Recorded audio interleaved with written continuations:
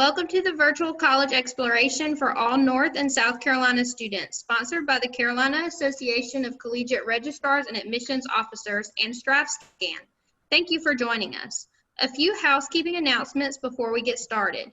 You can use the Q&A button on your screen to type your question to our presenters at any time. Your camera and microphone are off, so the panelists cannot see or hear you. This is just one of many different sessions happening, so be sure to check out the full schedule at CACRAO.org. This presentation is being recorded and will be available within a week at the same website, CACRAO.org. I'd like to now turn it over to our presenters. Thank you.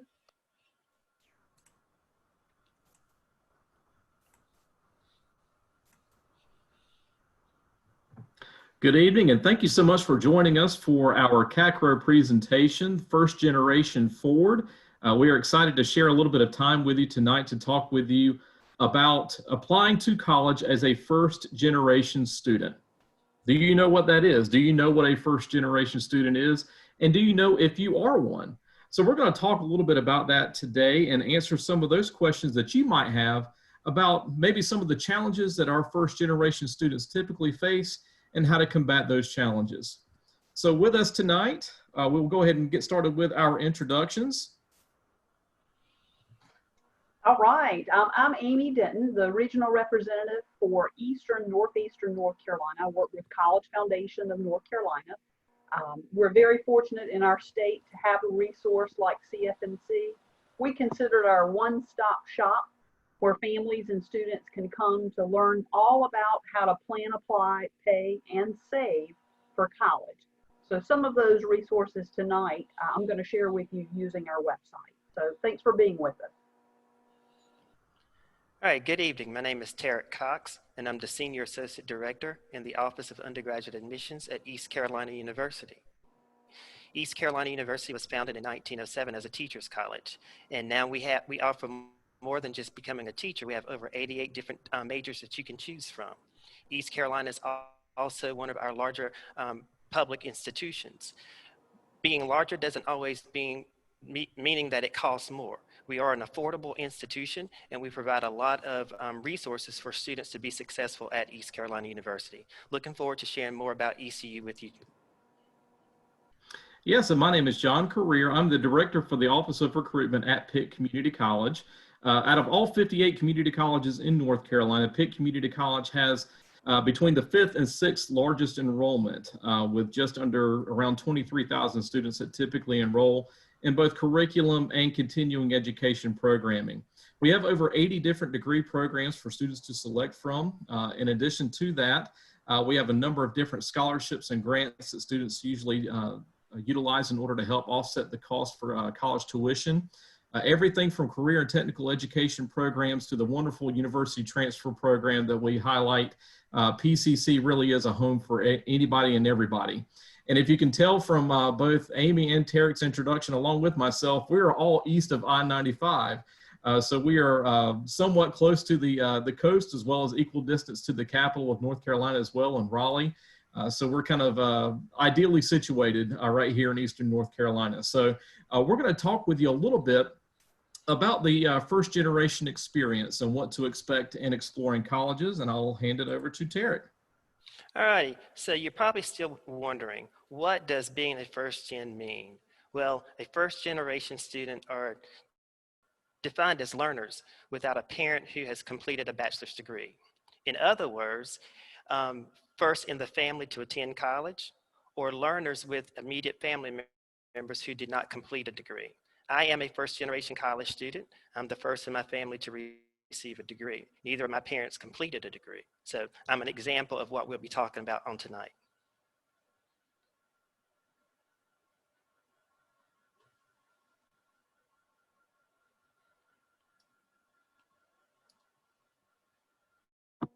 And some of the common challenges that we know that first generation students have is simply the lack of experience from family members, because there was no other family members, or there were no other members of that family that achieved their bachelor's degree when they maybe were pursuing a college degree, maybe they never finished it if they started that college degree. So the lack of knowledge with the college experience in your household sometimes creates barriers from understanding what to do. How do I do this? And I too was a first generation student in my household. And if it were not for the help of an older sister of mine, I don't think I would have been able to navigate the process. So having that family member in the household certainly helps and provides that wealth of knowledge, but we know not all households have that and is able to learn from that experience. We know too that sometimes first generation families, students don't have the peer support. They don't have the supportive peer relationships from members of the house. We know they may not have them necessarily from avenues outside the house, so they need to seek those opportunities out from school counselors, other opportunities from college advisors to help navigate the process. We know too that a large number of our first generation households have lots of economic challenges. There's a lot of guilt of leaving the household because they need to work and help the members in that house make a living and pay the bills. So a lot of times there's guilt from leaving home and leaving family behind because they know they need to be there to help. And we know sometimes just simply the socioeconomic challenges of first generation students are very tough. When there's not that necessarily support in the household, we know that navigating this financial aid and admissions application process is going to be tough. How do I even begin? When do I begin? So quite often we know that it's going to be confusing. The first time completing the FAFSA, the free application for federal student aid, is tough. It can be tough, but it also can be very easy. We want families to make sure that they understand there are support systems. If it is not parent support in the household or brother sibling report, sister sibling report, doesn't matter. There's going to be a way to help you get through this process. And lastly, we know that first generation students quite often have the social challenges. And I kind of challenged and was scared of this when I was beginning the college process, because I was thinking, how is it going to be to live in a college dorm? How am I going to get along with the people on my residence hall and share a bathroom with 8, 10 other women? So sometimes these challenges of knowing how am I going to fit in on campus? How am I going to acclimate to the college culture and the different types of cultures on campus that I've never experienced? So we hope that, again, you can learn from what we're going to share with you tonight and the resources. Know that we do have the resources through College Foundation and certain examples through Pitt and ECU to help you.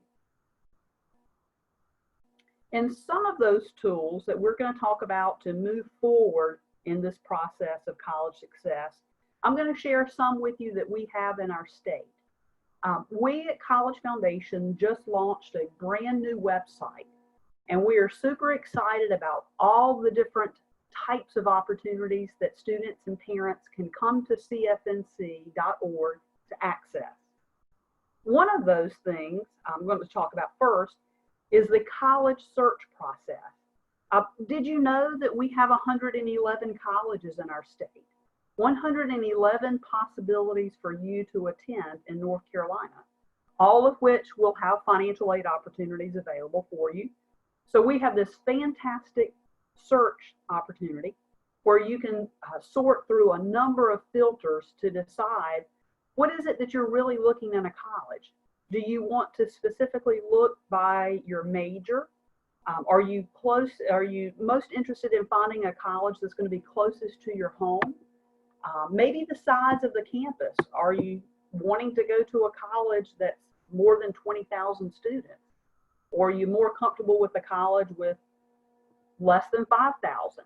So all different types of filters that you can use to get you through this process of narrowing down your options for college to make sure they're the right fit for you. Another feature that's a search feature that we have on our website is the scholarship search. We just talked about how sometimes it's going to be tough for first-generation families to get through the financial aid process, understanding how do I find money to go to college. Well, one of those avenues that we hope families will take advantage of is our scholarship search. We have just over 100 scholarships on our website, primarily designated for you to attend an institution in our state. Again, we have a wide variety of search filters that you can pick out to find out what's going to be most available for me and when are the deadlines. How much money will it be for the scholarship if I apply for it? So take advantage of those opportunities. Where do you find them on our website? We can help you with that. Obviously, the scholarship search is going to be under the pay section of the website. You're going to see that when you log in. Planning, apply, pay, and save. And the college search will certainly be under that plan section of the website. Next month, October, is a big time for our state. We call it North Carolina Countdown to College. We know that you're going to need the help applying to college. Everyone's living in a virtual world right now. We know that you are not necessarily in the school building working with your school counselors and your teachers. So we are planning this to make it most suitable for you while, if indeed you are working from home, to make sure we can provide 3 big things for you during North Carolina Countdown to College. Number 1, applying to college. That's big. Number 2, submitting your FAFSA. And number 3, completing what you see here on the screen, the residency determination process. First of all, college application week, if you are a high school senior and you're graduating this upcoming June or May and plan to enter college next fall, we have 2 weeks in October, October 19th through the 30th. They are opportunities for you to apply to a lot of different colleges in our state without being charged an application fee. We have about 36 colleges waiving the application fee, which of course most of them will be our private institutions. We have 29 private schools and we have 7 public institutions that will be waiving the fee. In East Carolina happens to be one of them. All of our 58 community colleges, including Pitt Community College is free as well. So just keep that in mind. ECU and Pitt, both with me tonight, are going to be free October 19th through the 30th. We're going to move on to the residency determination service that I just mentioned. We need to know in North Carolina that you are a resident of our state so that we can consider you for our in-state grants. If you are a resident, you possibly could receive grant funding. Grants, remember, are the dollars you don't pay back. We call them the free money. You want as much free money as you can get. And many of you may qualify if you're in households with little to no income. That's going to help you. And we also need to know, of course, indeed, that you're a resident. So those colleges, those public institutions like ECU and Pitt will only charge you in-state tuition rates, because both of them will have out-of-state tuition charges. So we need to make sure we know who you are to charge you right and to let you be considered for any possible grants in our state.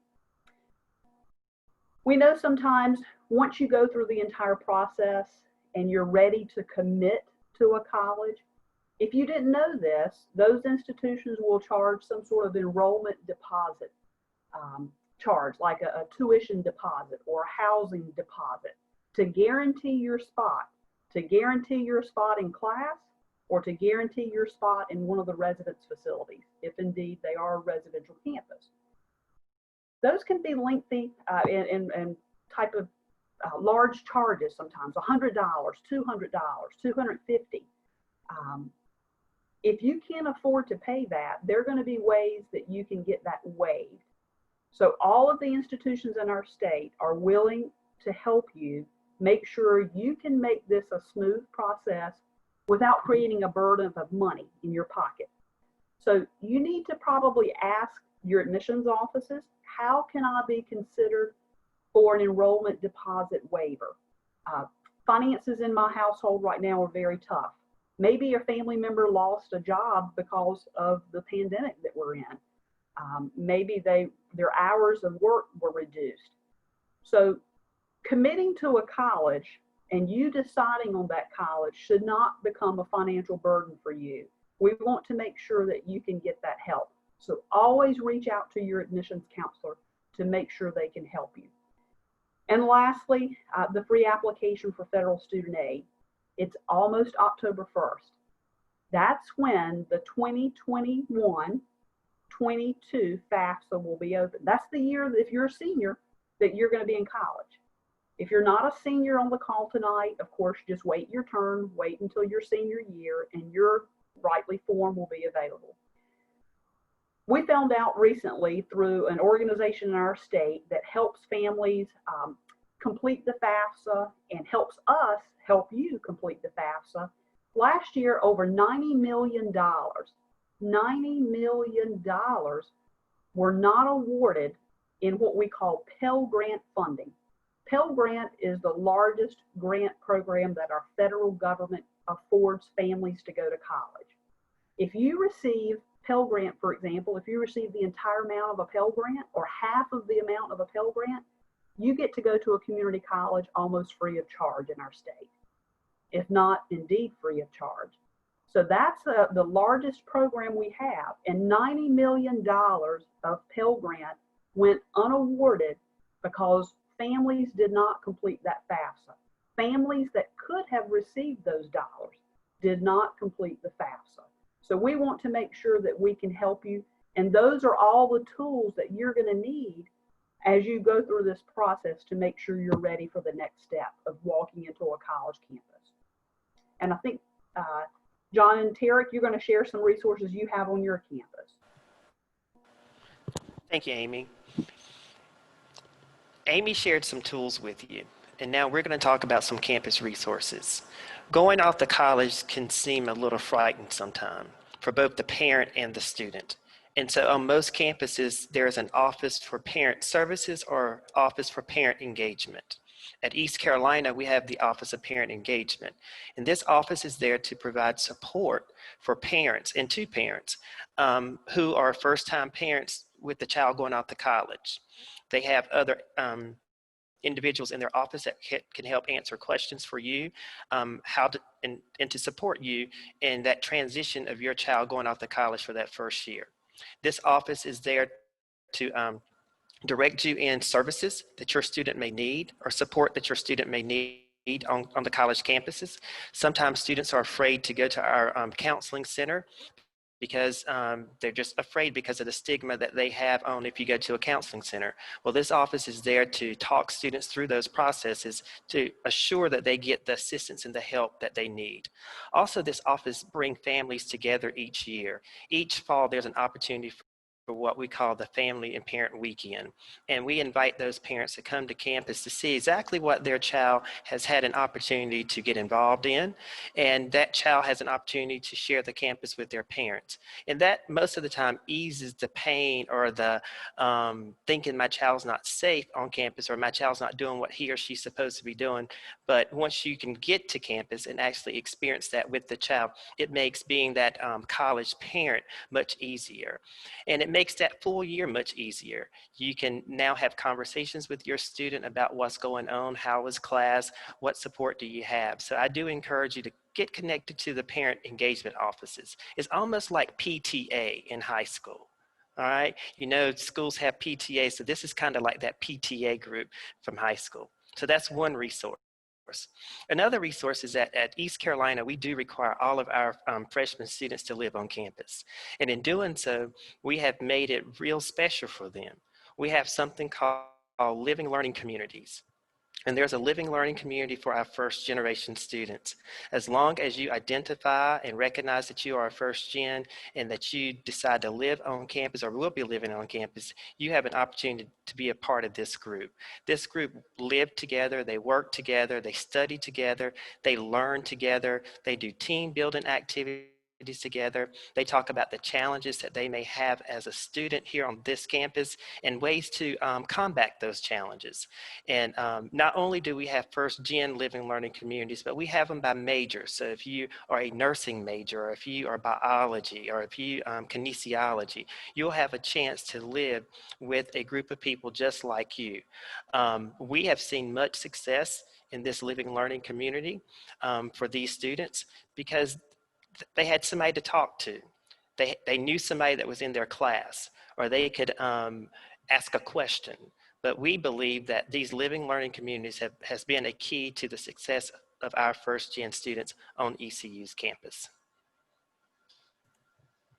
I want to carry that thought a little bit more forward, in that in your exploration of the college experience, I think all public institutions and private schools are all finding different ways to customize and make this experience personal for you.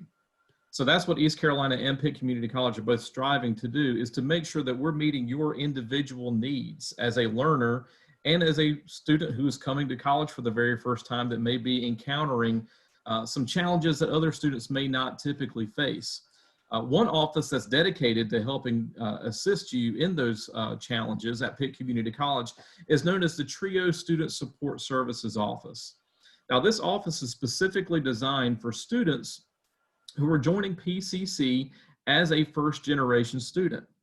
Now, it's not just earmarked for first-generation students. If you are coming to PCC from a low-income background, if you've indicated on your FAFSA that you are facing some significant financial challenges, you can qualify for TRIO Student Support Services.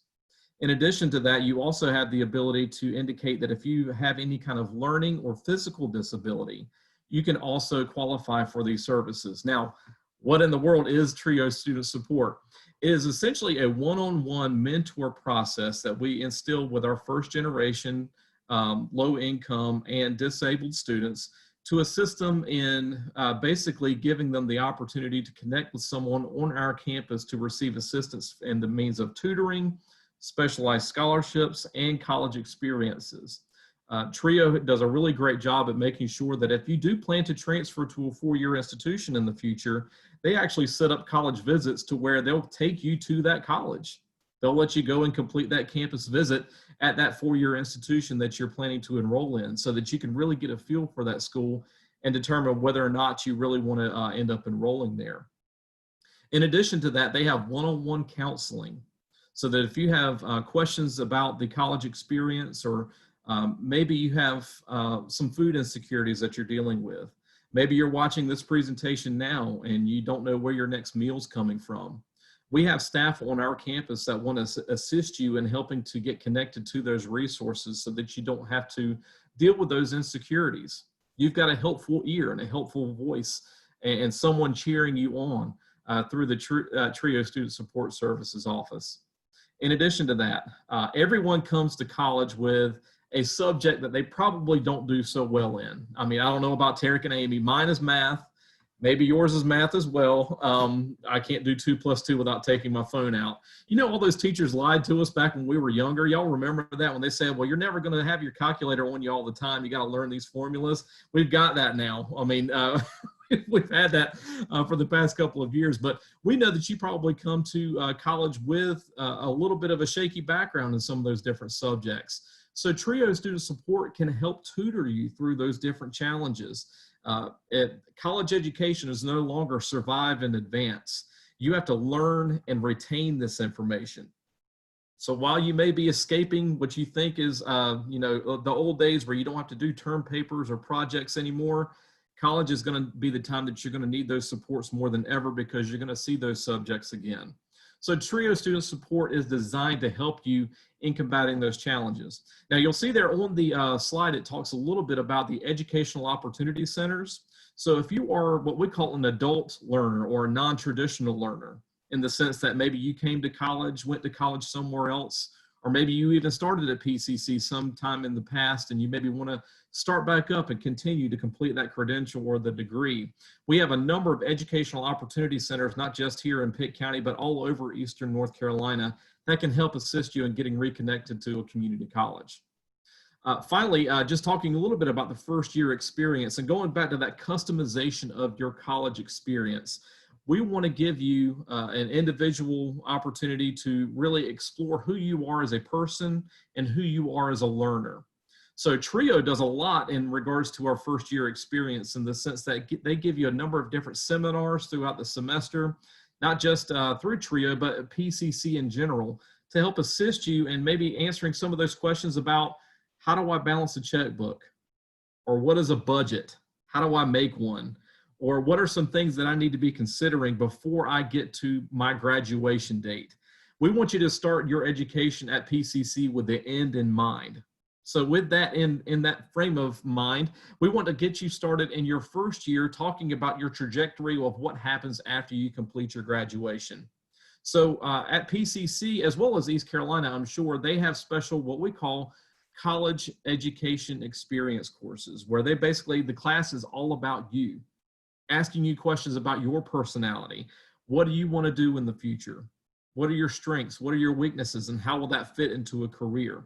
We want to start that conversation with you early so that when you get to your college of your choosing, you can decide whether or not that degree is really going to be something that's suited for your personality, and make sure that you are still getting a college experience that you're looking for. So if you want to get involved in campus clubs and organizations, or if we want to get you connected to some different resources through the Men and Women's Resource Centers or Minority Male Mentorship, we have all those different opportunities at PCC.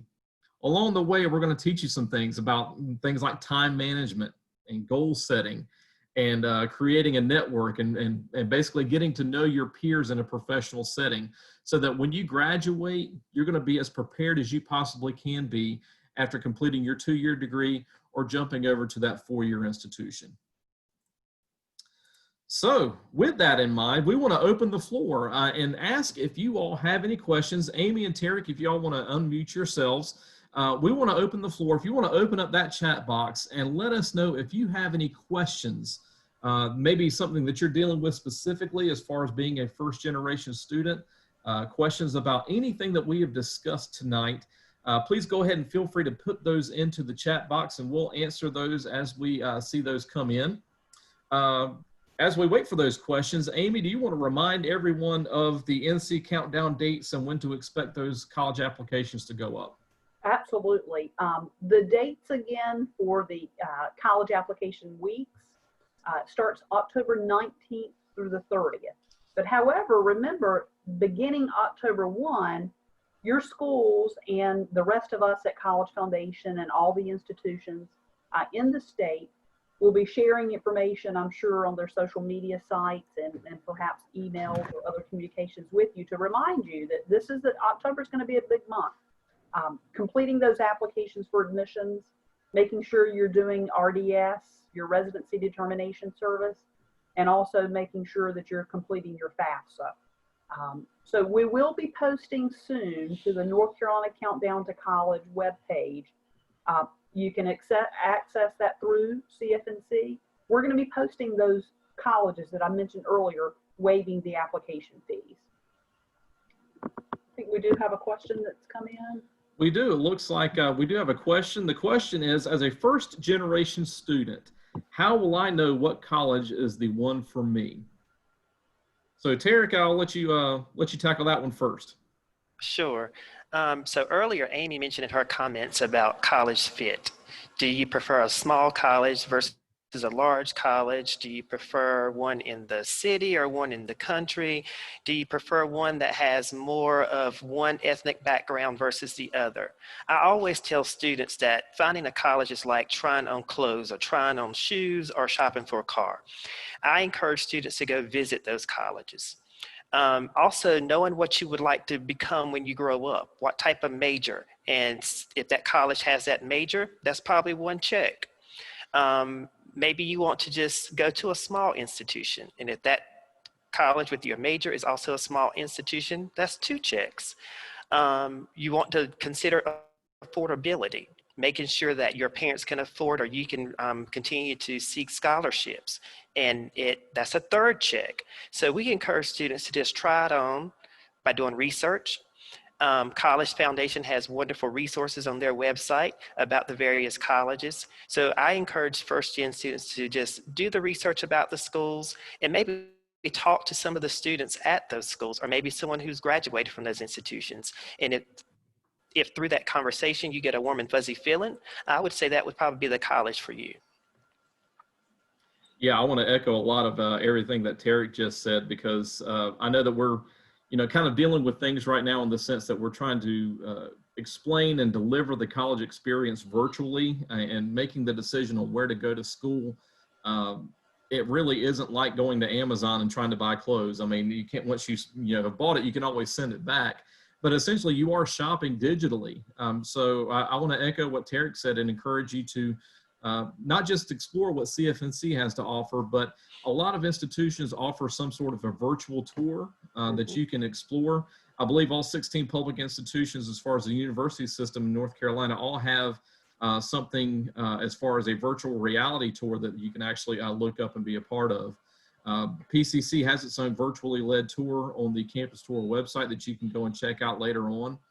You need to try it on at least virtually, and if not, we can of course make arrangements sometime in the future. I know East Carolina is already offering some limited campus tours, but in the future when we start reopening our campuses in the spring, that's a great opportunity to maybe explore a little bit more. Now, as a senior, if you're watching this, springtime is going to be crunch time if you're still trying to make a decision on where you want to go. As a senior, hopefully you've already done a little bit of research about the kinds of schools that you maybe want to attend and the programs of study that they offer. Because a lot of students, when they consider an institution, they look at a name, they look at an experience, but they don't typically connect the education and the employment together. So some schools like East Carolina, for example, everyone knows that if you want to be a teacher, that's the place to go. But not everybody thinks about, well, what happens if I want to be a psychologist, or what happens if I want to, open up my own business? Where can I go to school for that? So it's important for you to do some exploration on your own and do some research so that you can really discover not just who has that program of study, but who has the support systems, the underpinnings that are provided to make sure that you have continued success all the way throughout your college experience. And John and Tarek, I'll add that we have in North Carolina for many years now, our colleagues with the different collaborators in our state have created a document called the Admissions Deadlines and Open House document. And we share that information for all 111 institutions in our state, at our website under the Apply to College section. And you'll see it under the resource, and it's a PDF document that will share all the institutions and the types of admissions, whether it's a rolling admissions, are there hard deadlines and what those dates are. And we'll also have more information about access to open houses or how to best visit that campus.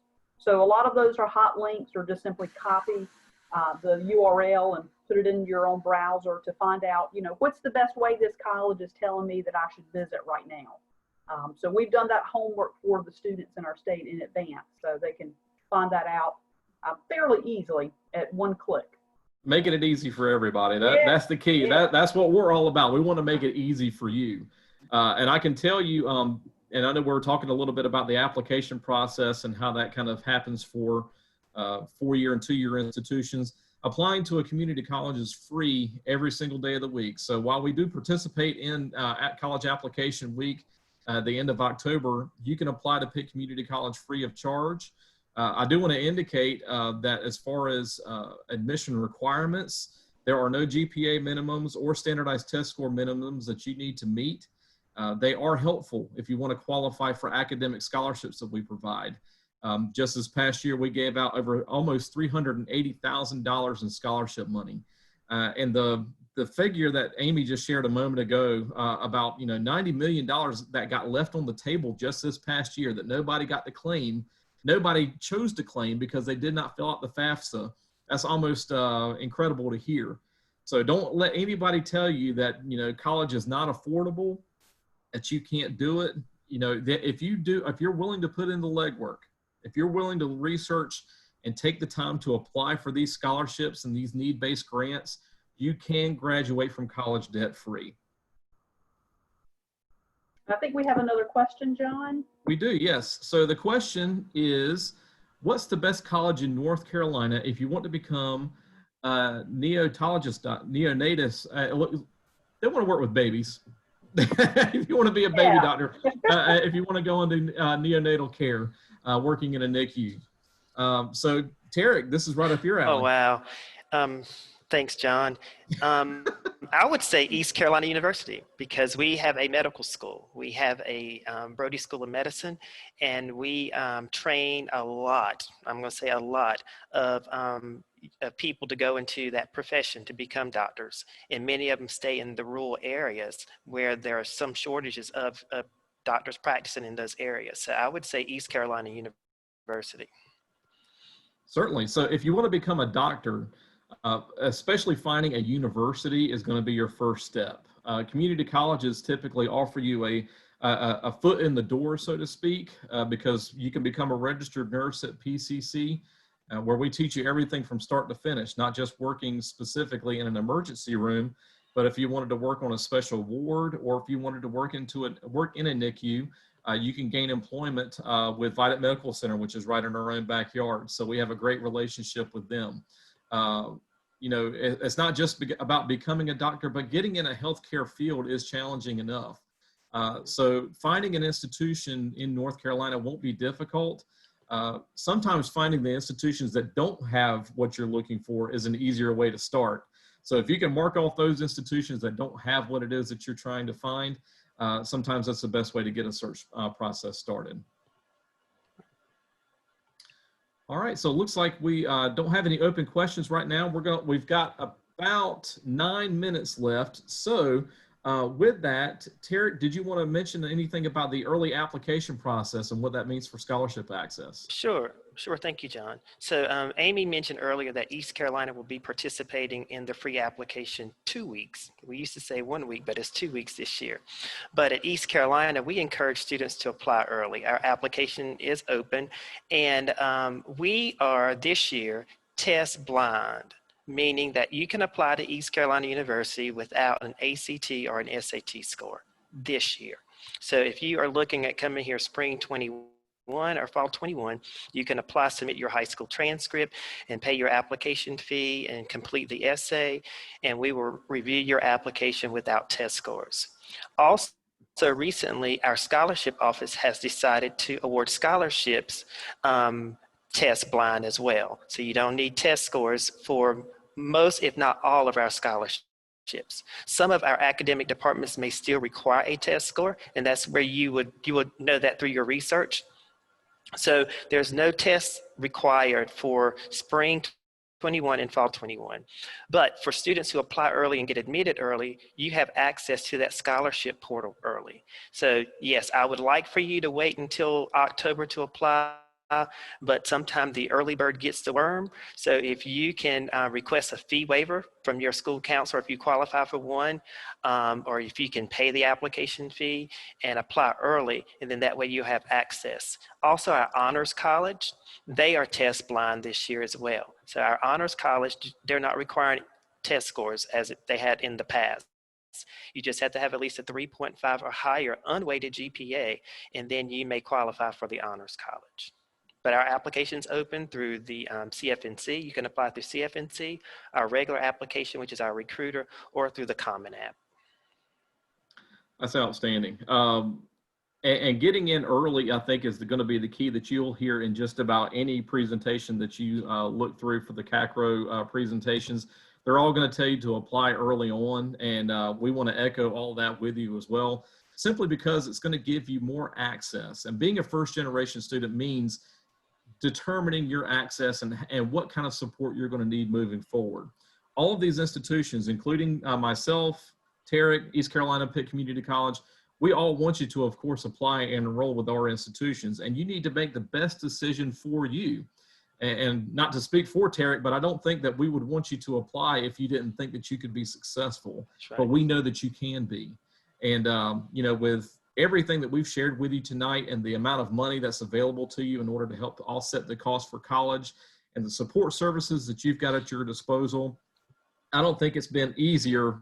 It's never been easier to apply to college whether you're a first generation student or not, you will have all the support that you're going to need moving forward, not just virtually, but, you know, contacting us as far as representatives as well.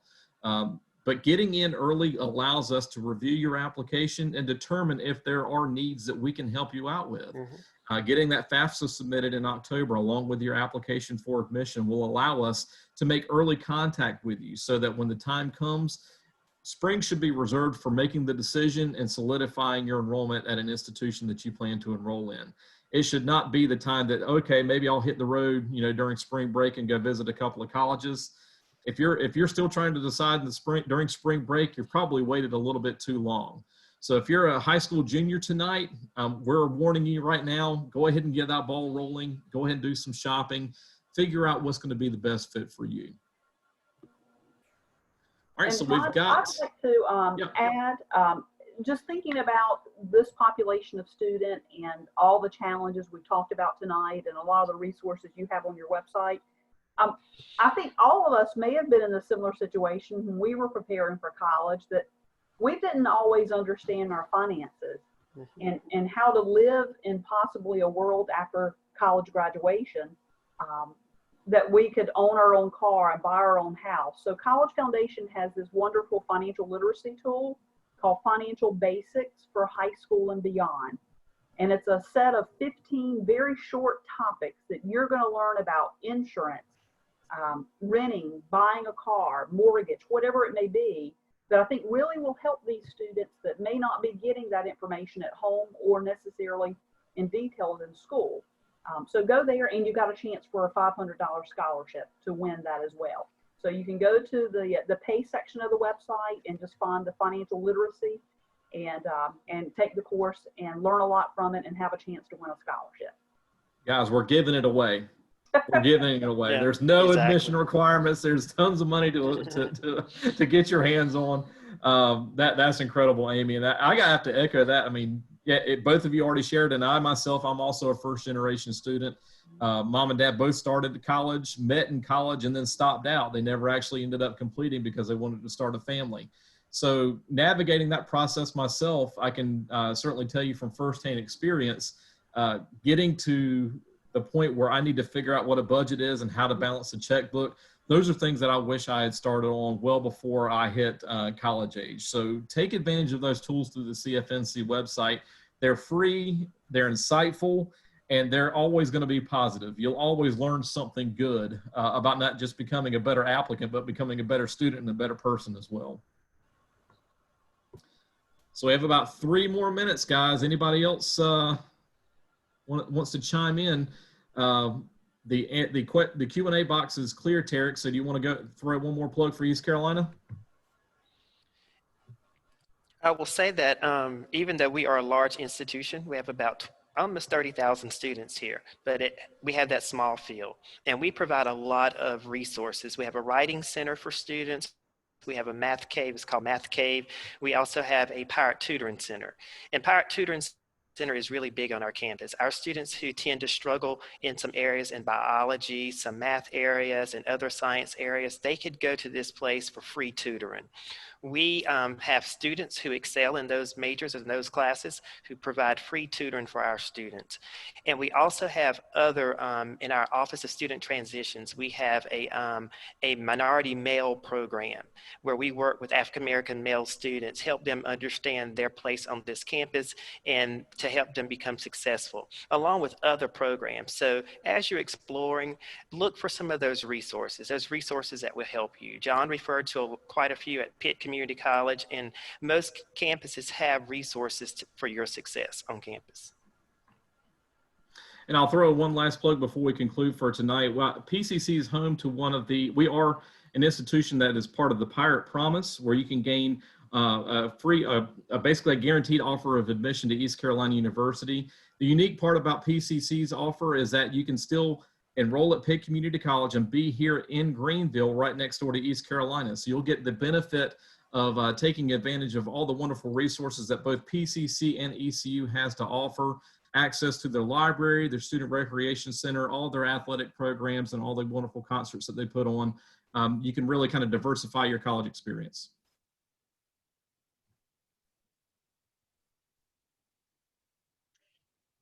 Thank you to our presenters, and thank you all for joining us. When you close this window, there will be a link to a very quick 4-question survey. We'd appreciate any feedback you can provide.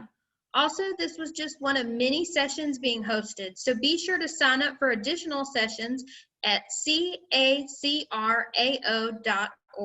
In about a week, you'll be able to find this session's recording, as well as all the other session recordings at CACRAO.org. Thank you again, and have a great night.